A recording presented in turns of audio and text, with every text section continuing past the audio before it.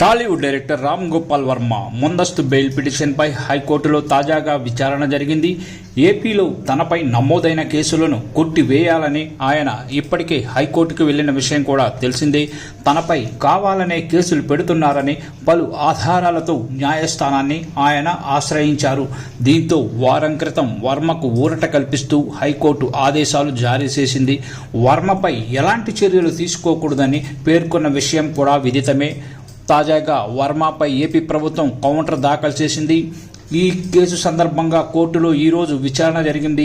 గతంలో వర్మకు ఊరట కల్పిస్తూ ఇచ్చిన ఉత్తర్వులను శుక్రవారం వరకు హైకోర్టు పొడిగించింది. ఆయనపై తొందరపాటు చర్యలు తీసుకోవద్దని గతంలో చెప్పిన వ్యాఖ్యలను మరోసారి కోర్టు ఆదేశించింది.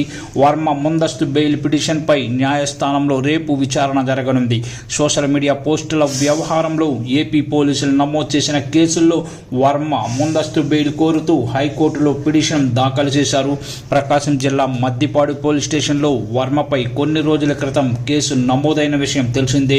వ్యూహం మూవీ ప్రమోషన్స్లో చంద్రబాబు, నారా లోకేష్, పవన్ కళ్యాణ్ తదితరులపై కించపరిచేలా సోషల్ మీడియాలో పోస్టులు పెట్టారని టీడీపీ మండల ప్రధాన కార్యదర్శి రామలింగం ఫిర్యాదు చేయడంతో ఐటీ యాక్ట్ కింద ఈ కేసు నమోదైంది.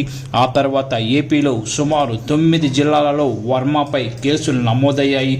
దీంతో ఆయన న్యాయస్థానాన్ని ఆశ్రయించారు.